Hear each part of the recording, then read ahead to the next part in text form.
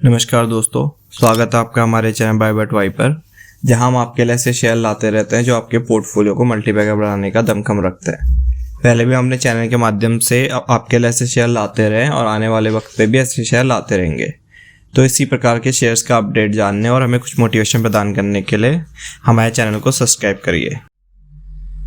आज हम बात करेंगे स्टॉक मार्केट को सर्व करने वाली एक और कंपनी की, जो डायरेक्ट आपकी कमोडिटी वगैरह से फ़ायदा कमाती है।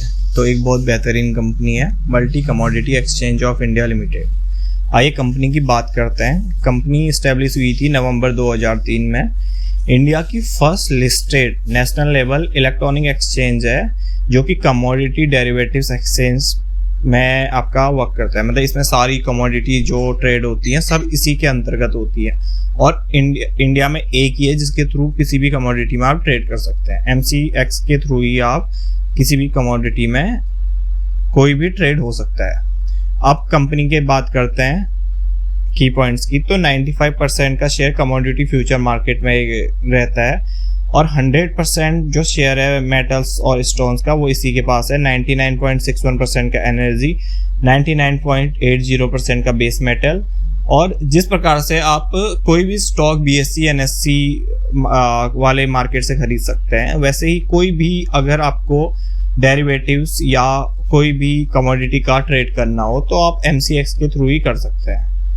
तो सेकंड लार्जेस्ट प्लेयर रहता है NCDEX में, जो कि 3.9% मार्केट शेयर लेता है, जबकि इसका मार्केट शेयर आप देखेंगे तो 95.9% है। बहुत बेहतरीन कंपनी का मार्केट शेयर है। टर्नओवर ब्रेकअप की बात करें तो प्रीसियस मेटल से जो आता है 62.38% का, एनर्जी से 27.7% का, और जो बेस मेटल रहते हैं मतलब जो जिनसे कोई भी चीज़ बनती है तो रॉ मटेरियल आप बोल सकते हैं, वो 9.61% का ट्रेड होता है, 0.11% का एग्री कमोडिटीज से, और इंडेक्स फ्यूचर से 0.61% का। तो ये सब इसके कुछ प्रोडक्ट हैं। अब बात करते हैं कंपनी का रेवेन्यू ब्रोकअप से। ट्रांजैक्शन रेवेन्यू कंपनी का 82% है, जिसमें फ्यूचर्स 37% और ऑप्शंस 63%।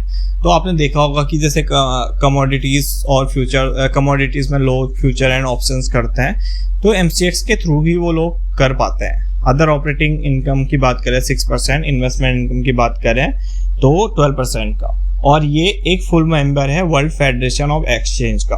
तो काफ़ी बेहतरीन इसका वर्ल्ड वाइड प्रेजेंस है और काफ़ी अच्छी कंपनी है। और ऐसा इसका एक मोट ये है कि अपनी तरीके की इकलौती ही कंपनी है।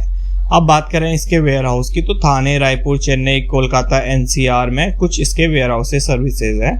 हालांकि ये एक आपको ई सर्विस के रूप में काम करने को देखने को मिलती है। अब कंपनी के फंडामेंटल्स की बात करें, कंपनी का मार्केट कैप एक लार्ज कैप कैटेगरी कंपनी है, जिसका मार्केट कैप 86,000 करोड़ के अराउंड है।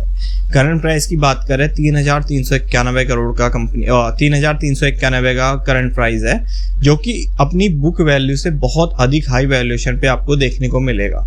जहां इसका बुक वैल्यूएशन केवल 112 है, तो अपनी बुक वैल्यू से करीब 30 गुना हाई वैल्यूएशन पे आप कह सकते हैं कि अभी ये कंपनी ट्रेड कर रही है।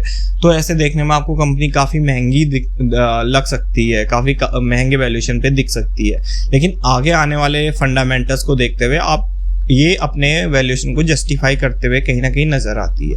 कंपनी के 52 वीक हाई की बात करें 3423 की, तो अभी अपने 52 वीक हाई के आसपास ये कंपनी ट्रेड कर रही है। 52 वीक लो की बात करें तो 1250। तो इस साल जहां मार्केट पूरी तरीके से गिरा हुआ था, उस मार्केट में क्योंकि ज़्यादातर कमोडिटी वगैरह का ट्रेड बहुत अच्छा खासा हो रहा था, क्योंकि डायरेक्ट स्टॉक गिरे हुए हैं, तो अच्छा खासा कमोडिटी का हमें ट्रेड देखने को मिला। तो उस पर इसने काफ़ी अच्छा लो से काफ़ी अच्छा हाई बनाया, जहां केवल लो 1250 ही था। कंपनी डिविडेंड भी देती है जो कि 0.18% का है। ROE कंपनी की बात करें तो बहुत बेहतरीन आपको देखने को मिलेगी, जहां रिटर्न ऑन कैपिटल एम्प्लॉयड आपको देखने को मिलेगा 71.4% का। वहीं रिटर्न ऑन इक्विटी की बात करें 56.3% का बेहतरीन रिटर्न ऑन इक्विटी आपको देखने को मिलेगा। तो अभी आपको ये कंपनी की जो वैल्यूएशन थी बुक वैल्यू के हिसाब से, वो थोड़ा जस्टिफाई होते हुए नजर आ रही होगी कि क्यों कंपनी इस वैल्यूएशन पे ट्रेड कर रही है। ऐसे ROE आपको देखना बहुत ही मुश्किल होता है, वो भी एक ऐसी कंपनी पे जिसका इकलौता मोट है, कोई भी कंपटीशन नहीं है। तो बहुत बेहतरीन ये आंकड़े कंपनी के दिखाता है। स्टॉक पी की बात करें, कंपनी की स्टॉक पी 64.9 की है, और फेस वैल्यू की बात करी जाए तो कंपनी की फेस वैल्यू 2 की है। अब बात करते हैं कंपनी के प्रोज और कॉन्स की। तो कंपनी लगभग डेब्ट फ्री है और अभी जो क्वार्टरली रिजल्ट है वो बहुत अच्छे आने के अनुमान भी हमको देखने को मिलते हैं। अब बात करते हैं प्रॉफिट ग्रोथ जो कंपनी का है वो 48.7% के CAGR से लास्ट 5 साल में कंपनी दी है।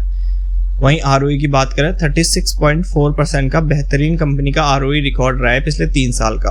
तो कहीं भी कंपनी के कोई भी फंडामेंटल में आपको कमी नहीं मिलेगी। बहुत बेहतरीन कंपनी, अपनी तरीके की अकेली कंपनी। ऐसी ही कंपनी वो रहती है जिसमें आप SIP मोड चालू कर सकते हैं और बेहतरीन रिटर्न पा सकते हैं आने वाले बहुत लंबे अंतराल में। ये आपको एक मल्टी बैगर रिटर्न बनाते हुए देखने को मिलेगी। आप कंपनी का डिविडेंड पे आउट देखेंगे तो 29.8% का शानदार डिविडेंड पे आउट है। और मीडियन सेल्स ग्रोथ की बात करें तो 24% का मीडियन सेल्स ग्रोथ है, क्योंकि कोविड के बाद आपने देखा होगा कि लोग काफ़ी ट्रेडिंग करने लगे हैं। फ्यूचर्स एंड ऑप्शन आपने बहुत बेहतरीन तरीके से बढ़ते हुए देखने को मिला है। तो ये एक ऐसी कंपनी है जिसका इसको डायरेक्ट फ़ायदा होगा कि लोग जितना ज़्यादा इतने मार्केट में ट्रेड करेंगे, फ्यूचर्स एंड ऑप्शन करेंगे, तो उसमें सीधा फ़ायदा इस कंपनी को होता हुआ आपको देखने को मिलेगा। कॉन्स की बात करें तो अपने बुक वैल्यू से अभी 30.4 टाइम पे कंपनी ट्रेड करते हुए आपको देखने को मिल रही है।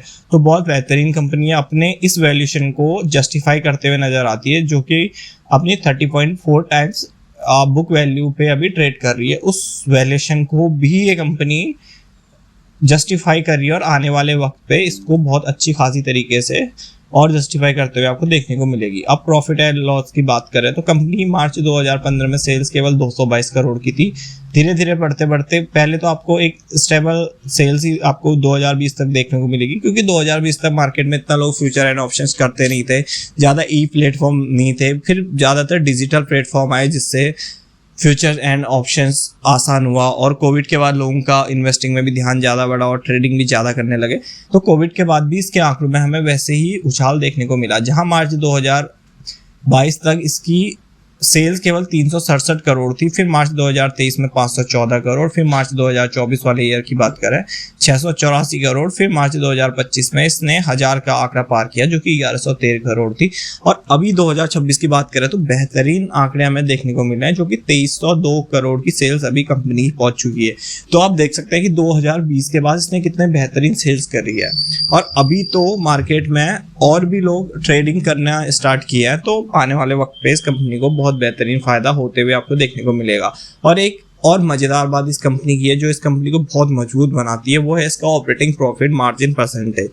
आप कंपनी की ऑपरेटिंग प्रॉफिट मार्जिन परसेंटेज की बात करेंगे तो साल दर साल कंपनी की ऑपरेटिंग प्रॉफिट मार्जिन जो है वो 47 से अभी बढ़ के 71% हो चुकी है। तो 71% की ऑपरेटिंग प्रॉफिट मार्जिन, आप इमेजिन करिए कितना बड़ा ऑपरेटिंग प्रॉफिट मार्जिन कंपनी का है। मतलब कि कंपनी अगर 10 रुपये की माल बेचती है तो उसमें से 7 रुपये का प्रॉफिट ले जाती है। ये इतना बेहतरीन इसका बिजनेस है।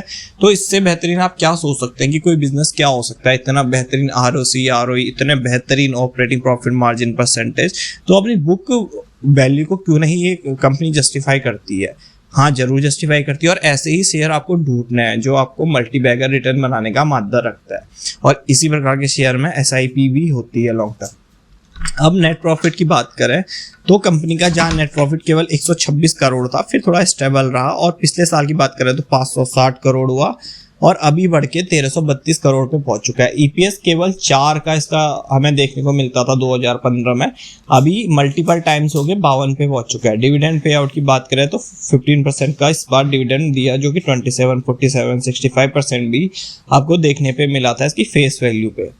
अब कंपाउंड सेल्स ग्रोथ की बात करें तो 10 साल में बेहतरीन कंपाउंड सेल्स ग्रोथ जो कि 26%, 5 साल में बहुत ही इंप्रेसिव नंबर सेल्स ग्रोथ में देखने को मिला है जो कि 43% थे, और 3 साल की बात करें तो 65% में, TTM की बात करें 107%। कंपाउंड प्रॉफिट ग्रोथ की बात करें 10 साल में 31%, 5 साल की बात करें 49%, 3 साल की बात करें तो बहुत ज़्यादा इंप्रेसिव नंबर।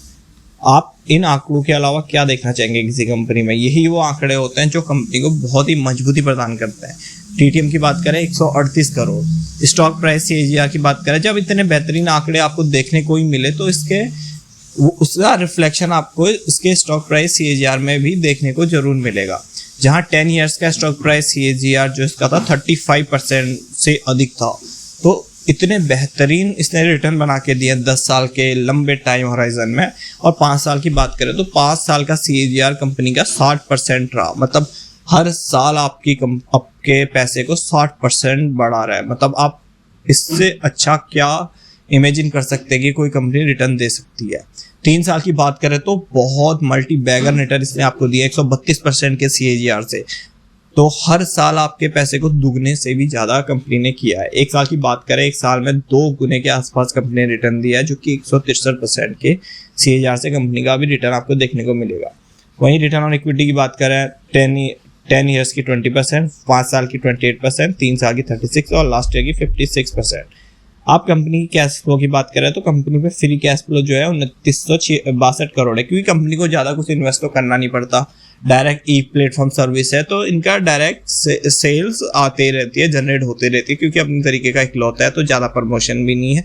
और जो कैश जनरेट होता है वो सीधा फ्री कैश फ्लो ही इनका बनता है।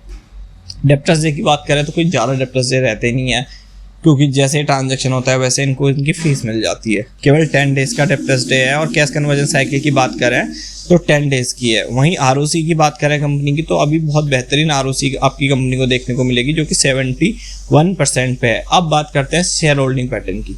जो कंपनी बेहतरीन होती है उसको कभी भी FII छोड़ती नहीं है। वही इन्होंने यहाँ भी किया है, जहाँ प्रमोटर्स कुछ भी होल्डिंग नहीं है, लेकिन FII की होल्डिंग आप देखेंगे 26.07% की, बहुत बेहतरीन, बहुत ह्यूज नंबर की होल्डिंग।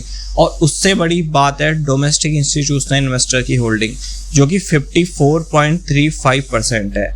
और गवर्नमेंट की होल्डिंग की बात करें 0.01%। वहीं पब्लिक की बात करें तो पब्लिक में बहुत कम, जैसा कि आपको देखने को मिला है, जो भी मल्टी बैगर बनने लायक शेयर होता है पब्लिक की होल्डिंग्स में सबसे कम होती है। यही हम लोग गलती भी करते हैं कि हम ऐसे स्टॉक्स पे दूरी बनाते हैं और बाद में बोलते हैं कि स्टॉक मार्केट हमें रिटर्न नहीं देता। तो हमको ऐसे ही शेयर ढूंढने होते हैं, ऐसे ही शेयर्स में अपनी SIP करनी होती है और बहुत ज़्यादा रिटर्न कमाने भी होता है। तो पब्लिक की होल्डिंग की बात करें केवल 19% की होल्डिंग है, और अदर्स की बात करें 0.19% की। तो सारा माल यहाँ पे FII और DII अपने कब्जे में लेके बैठे हुए हैं। तो क्योंकि उनको इतना भरोसा है इस कंपनी पे, भरोसा क्या, उनको इस कंपनी का बिजनेस दिख रहा है, आने वाला फ्यूचर दिख रहा है, तो वो इस पे इन्वेस्ट करे जा रहे हैं। तो ऐसी ही कंपनी आप भी ढूंढो और इसमें इन्वेस्ट करते रहिए। Thank you.